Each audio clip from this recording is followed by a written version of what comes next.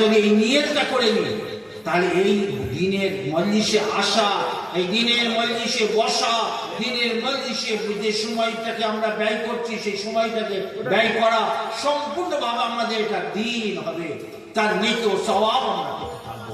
কিয়ামতের দিনে আল্লাহ আমাদের এটাকে দিনের মানে আমাদেরকে নেকি ও সওয়াব হিসাবে যাকিরা হিসাবে আমাদের সামনে কিয়ামতের দিন আল্লাহ তাআলা আবার পেশ করবেন। সেই জন্য ভাই মোহতরম দোস্ত, আমি আপনাদের সামনে বারবার এই কথাই বলছি যে দিন ইসলামকে শিখতে হবে আমাদেরকে। দিন ইসলামকে শিক্ষা করার পর দিন ইসলামকে আমাদেরকে মনের কাজে পৌঁছে দিতে হবে এবং নিজেরাকে হেফাজত করতে হবে আমাদের ভবিষ্যৎ বংশধর। হ্যাঁ, একটা বিষয়ে সংক্ষিপ্ত দুই একটি কথা রয়ে গেছে, সেই কথাটা বলেই আমি আমার বক্তব্য শেষ করবো ইনশাআল্লাহ।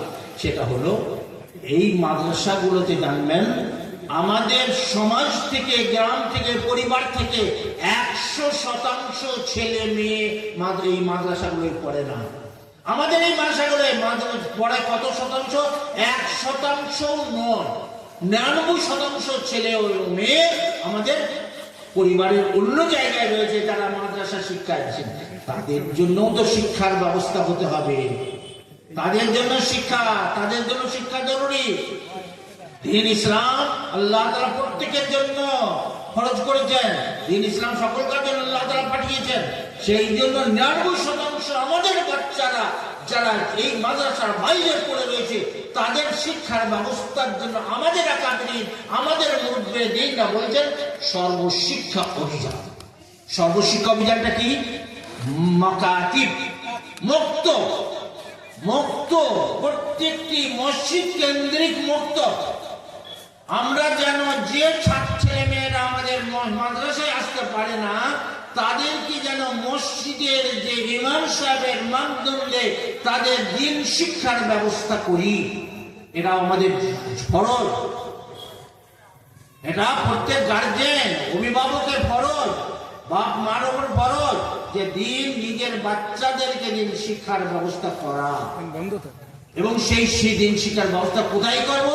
তার নিকটস্থ, বাড়ির নিকটস্থ যে মসজিদ ও মক্তব রয়েছে সেই জায়গায় ব্যবস্থা করব, সেই জায়গায় আমরা তাদের দিন শিক্ষার ব্যবস্থা করবো। যদি না করি, কিয়ামতের দিনে তার জবাবদিহি আমাদের করতে হবে। একটা ছেলে বেদিনদার হয়ে যাচ্ছে, একটা মেয়ে আমাদের দিন থেকে, আমাদের ইসলাম থেকে ফিরে যাচ্ছে, যখন তারা অন্য জগতে চলে যাচ্ছে, অন্য শিক্ষা প্রতিষ্ঠানে চলে যাচ্ছে, অন্য একটা মানে ক্লিষ্ট কালচারের মধ্যে তারা যাচ্ছে শিক্ষা দীক্ষা করার জন্য, আর তাদের শুরুতেই যদি দিন ইসলামের শিক্ষা তাদের অন্তরের ভিতর না থাকে, তাহলে দোস্ত তারা কি হবে? তারা বিভ্রাট হবে, তারা বিভ্রান্ত হবে, তারা গুমরাহ হবে, পথভ্রষ্ট হবে। যার নিদর্শন ও দৃষ্টান্ত আমরা এখন বিভিন্ন জায়গায় ফেসবুকে, হোয়াটসঅ্যাপে এবং বিভিন্ন জায়গায় আমরা দেখতে পাচ্ছি।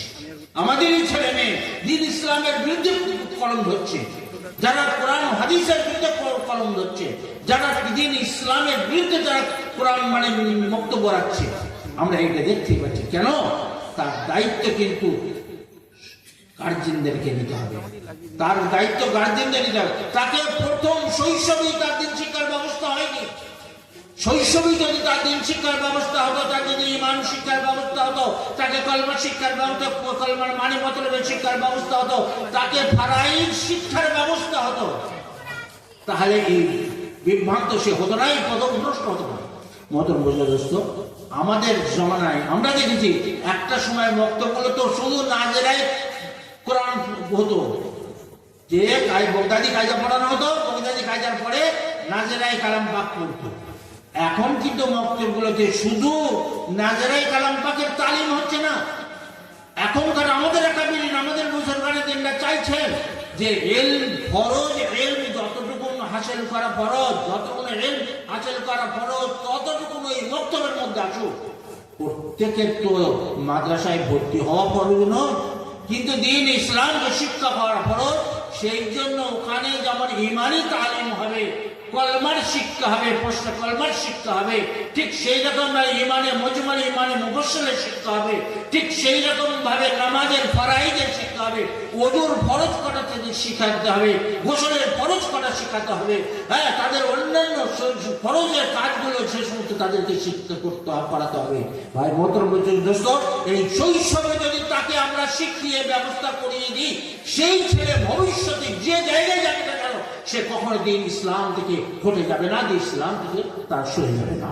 সেই জন্য ভাই আমরা এই দুটো জায়গা, দুটো শিক্ষা প্রতিষ্ঠান, একটা হলো আমাদের প্রাথমিক মসজিদ কেন্দ্রিক মক্তব, সেই শিক্ষা প্রতিষ্ঠানের প্রতি আমরা নজর ও দৃষ্টি রাখবো, যেখানে আমাদের 98 থেকে 99% ছেলে মেয়েরা সেই শিক্ষা প্রতিষ্ঠানে ব্যবস্থা তার পড়াশোনা করবে।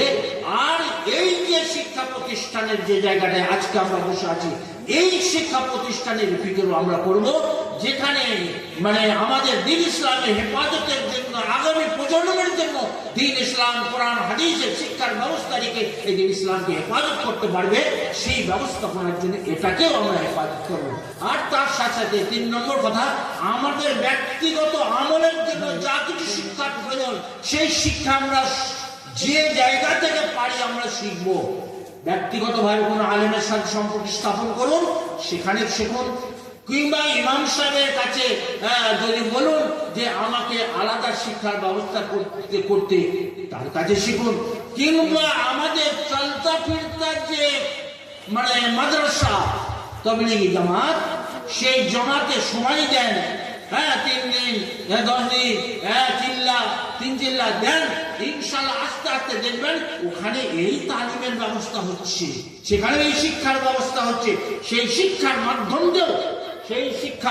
দিয়েও আমরা কিন্তু ভাই মোহতরম দোস্ত আমরা এই নিজেদেরকে সুশিক্ষিত করতে পারবো। তা এই মাদ্রাসাগুলোর দ্বারাই ভারতবর্ষের বুকে যে ছাত্রগুলো তৈরি হয়, আদর্শ ছাত্র তৈরি হয়। এরা কখনো বিড়ি সিগারেট খায় না, এরা কখনো মানে চুরি ডাকাতি করে না, এরা কখনো গর্হিত অন্যায় কাজ করে না। আদর্শ নাগরিক তৈরি হয়, আদর্শ মানুষ তৈরি হয়, আদর্শ নাগরিক তৈরি হয় দেশের মধ্যে। সেই জন্য এদের অনেক দাম, এই দামি জিনিসগুলোকে আমরা যেন প্রত্যেকে হেফাজত করি এবং নিজের জন্য এটা সৌভাগ্যের কারণ বুঝতে পারি। আমরা এই এলাকার একটা আদর্শ শিক্ষা প্রতিষ্ঠানে আজকে আমরা এসেছি, সেই আদর্শ শিক্ষা প্রতিষ্ঠানের যা তা কাজ আমাদের সামনে আসবে, আমাদের সাধ্য মতন আমরা ইনশাআল্লাহ